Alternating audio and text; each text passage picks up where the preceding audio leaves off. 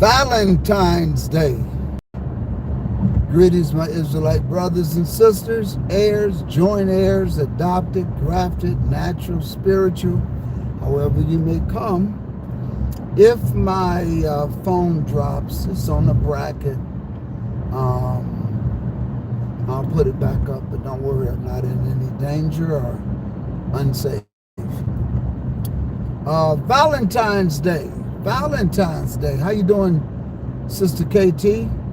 How you doing, Sister Lavana? Those of you that are tuning in, chatting in.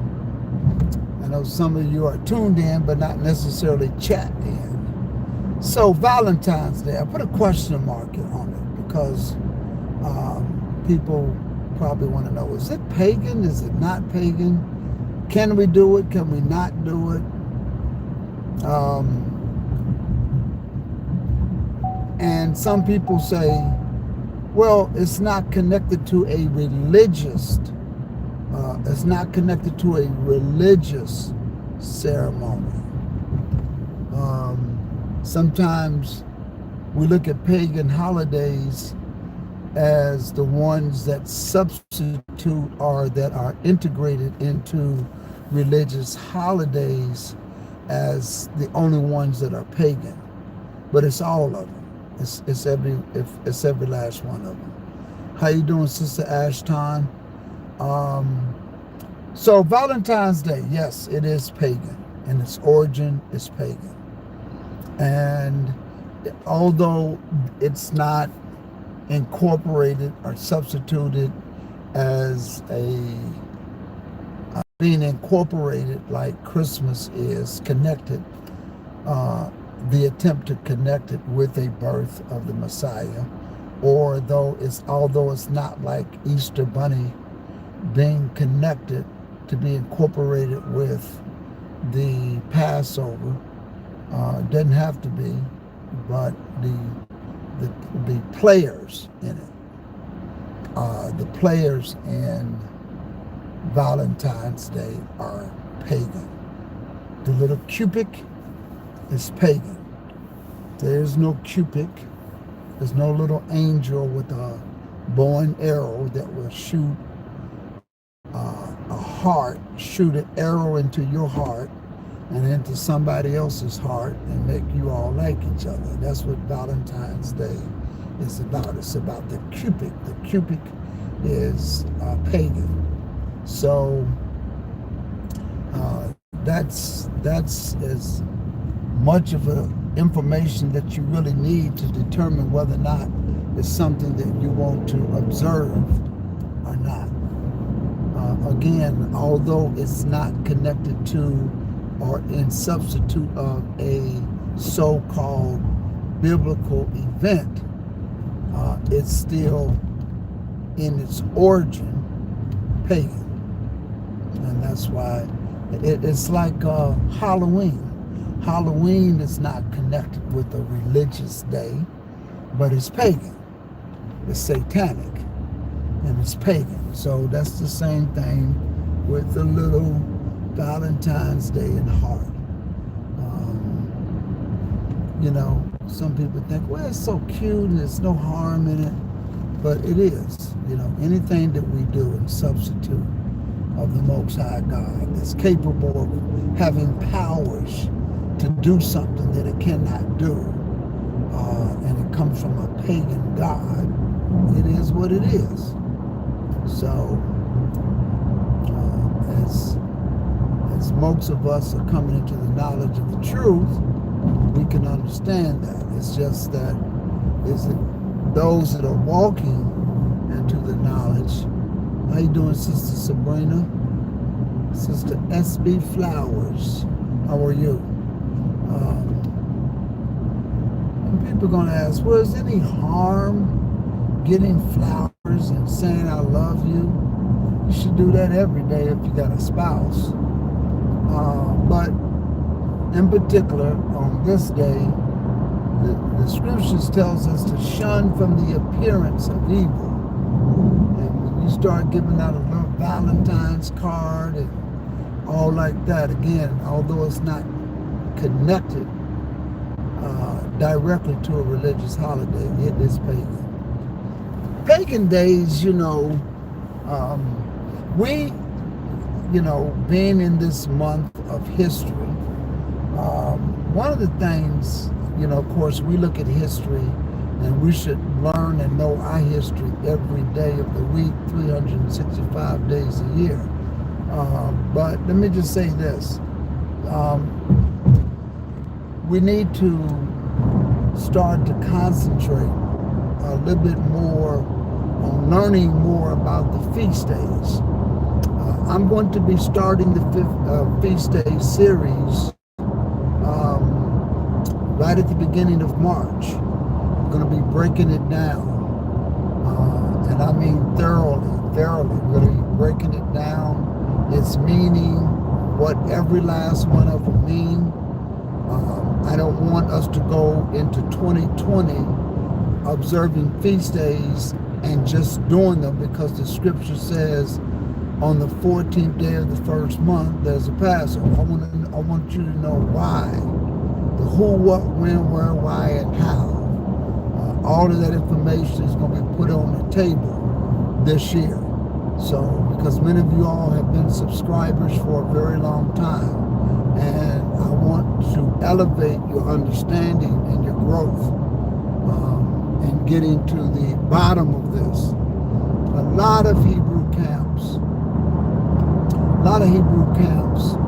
what they do is when it comes to the feast days, I have found, I don't find them teaching the purpose, the who, what, when, where, why, and how. I see that they do the when. When do you do it? But the why, the how, a lot of people try to fluctuate on the how. They're very, very in tune with the how, especially when it comes to the Feast of Tabernacles. And a lot of people will start to stay in campgrounds and rent tents and have a service and seminars, and to them that's what tabernacles means. It means for the children of Israel to remember that when they were in the wilderness that they dwelt in tabernacles. But Feast of Tabernacles' meaning is so much bigger than that. We want to get into why are some of the feast days 7 days. There's a meaning behind that. Okay, there's a meaning why 7 days. Why do you have to count Pentecost 7 weeks, 7 sevens? Why? When do you start counting the first fruits, and why? That's it. That's going to be important. And why? So I can't wait till March comes, and we're going to start on that. Now we'll let you know that the first Friday night in March, I will not be having Bible study. I'm going to be in Riverdale, Illinois, for that weekend. From Thursday, Friday, Saturday, and Sunday, I'm going to be in Riverdale. I'll be up there. I'm prayerfully going to get there on that Thursday afternoon and be with my brothers. I'm going to be on the Balm of Gilead radio show. If I'm not on the show, I'm going to be in the studio while the show is taking place. There's talks about me being on the show, but if that don't manifest, I'm going to still be there on premises at the studio. Friday night, I'm going to be in service that time. I know there's a young man that he reached out and he wants to, I don't know if he's in the Chicago or he's going to drive to the Chicago area, but I certainly want him to meet some of the brothers up there that's going to be in Chicago. Sometimes, like I said, that whole weekend, I can't wait. I'm looking forward to that trip and getting that together. I usually take one of the elders with me, but this time I'm going to be going up there by myself because none of the elders will be able to stay that long. And then I'm taking my entire family and the congregation for Pentecost. We're going to be at the Israel of God in Riverdale on May the 29th, the 30th, and the 31st. 29th, 30th, and 31st. We'll be there for Friday, the Sabbath before Pentecost, and this year Pentecost is on the 31st. Also, one of the things that we're going to be doing is showing you how we calculated the feast days. How do you get to the dates that we have derived to? How do you calculate it? We're going to put those in with the scriptures, looking at the new moon and how you calculate it and how you observe it and come up with the dates. I'm going to be showing you how to do that. I'm thinking that I may do that this Friday.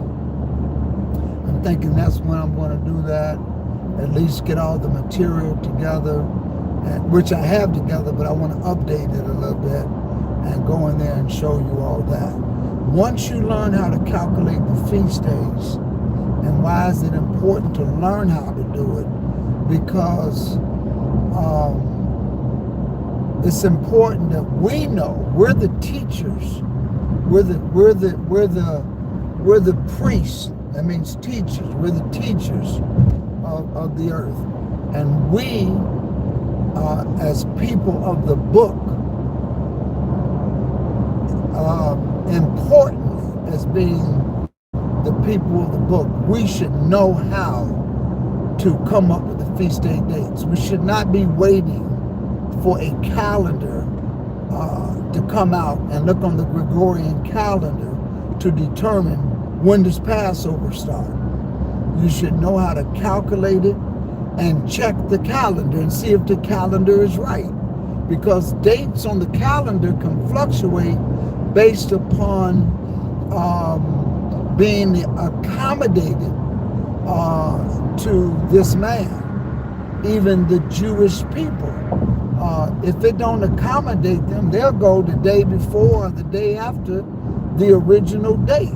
That's according to the calculation of when the new month comes in and counting 14 days from that date.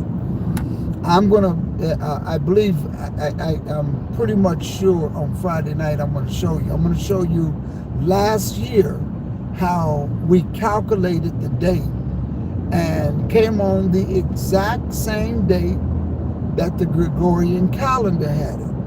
We're going to use that same methodology this year, and I'm going to show you in 2020, using the same method, we don't have the same dates. What went wrong? And there's a reason, because you'll find that people will accommodate their needs. And there's a variety of reasons why they do that. Some feast days, the Jewish people come up with 2 dates, like the Feast of Trumpets. They recognize it for 2 days. And the scriptures clearly states on the first day of the 7th month, you should have the memorial of the blowing of the trumpets. And when the scriptures say that, it doesn't say the first day and the second day, and it doesn't say it's the new year. It's not right. Some people say, well, do you all celebrate Rosh Hashanah? Rosh Hashanah means new year. That's what Rosh Hashanah means. So when I tell people, no, I don't celebrate Rosh Hashanah. I celebrate, or I commemorate the Feast of Trumpets. And then they'll say, well, that's Rosh Hashanah. I'll say, no, that's not for the people of the book. Somebody else may have something that they do, but that's not for the people of the book. Because the people of the book, it tells us in Leviticus, the 23rd chapter, what the day is called, what it is, what it means, and so forth, and everything else. And nowhere in Torah, Genesis, Exodus, Leviticus, Numbers, and Deuteronomy, do they say that that is the beginning of the new year. In fact, the scripture says in Exodus, the 12th chapter, this month shall be the beginning of months to you. It's the first month of the year to you. You don't have 2 New Years. So I don't care where they got it from, how they calculate it. It's not important to me. Some people try to explain to me, they say, well, it's because of creation and the seventh month, and unless the scriptures tell me that, I don't go for it. I don't even subscribe to it. And it's not in the scriptures. It's not written anywhere in the scriptures that it's connected to creation and it's the seventh month, so therefore it's a new year. And no, unless the scriptures tell me that, I don't go for that. I don't go for commentary. So they would be no different from somebody trying to commentate, writing December the 25th as being the birthday. It's not in the scriptures. It's nowhere in the scripture. You can commentate it all you want. You can read a commentary on it all you want. It's not in the scriptures, so I'm not going for it.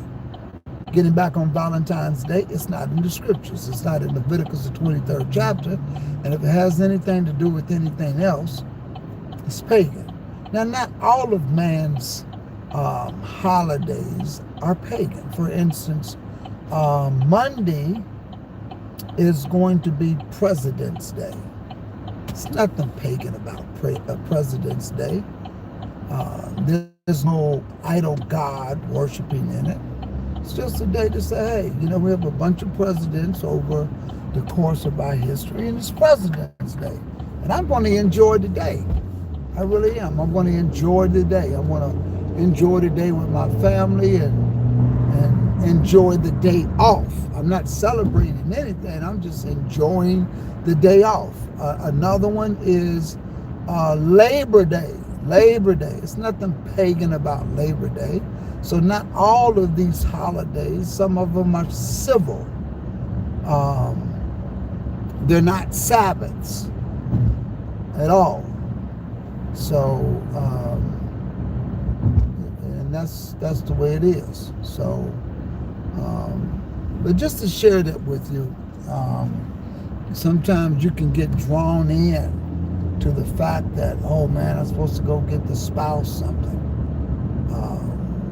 You come into the knowledge of the truth, and because it doesn't fall or intertwine itself with a religious holiday or religious celebration, I just want to let you know that it is pagan in all of its format. In all of its nature, it is pagan. So just to share that with you, everybody's going to be starting those little teddy bears on the corner, the flowers, Every morning you should tell your spouse you love her. You should pray every morning. Every morning you should do that, and when anniversaries and stuff like that come around, they're good to celebrate. They're good to recognize each other in moments like that, because there's no pagan origin or pagan connection to it. That being said, I just want to say hello. Let me see who we have here. We have Sister Thomasina, Faith and Hope. Sister Sabrina, Brother Mark P. Dr. Chucky, how you doing? Ninda, how you doing, Sister Ninda? Sister Crystal Daniel, how are you? Sister Kelly, Sister Sabrina, Ashton, Avery, all of you all. Peace to all of you. Now listen, don't forget Friday night at 8 o'clock, we'll be 8:15, we'll be doing Bible study live. We're going to show you how to calculate the feast days. We're going to be bringing out various sources that lets you know when the new moon starts. We're going to calculate it, but we're also going to be reading the scriptures along with it. Don't forget to hit the subscribe button, share button, and all of that great stuff. Thank you for being a supporter. We are almost at that 3,000 mark. So thank you all so much for your support and sharing this channel with others. Peace. We'll talk soon.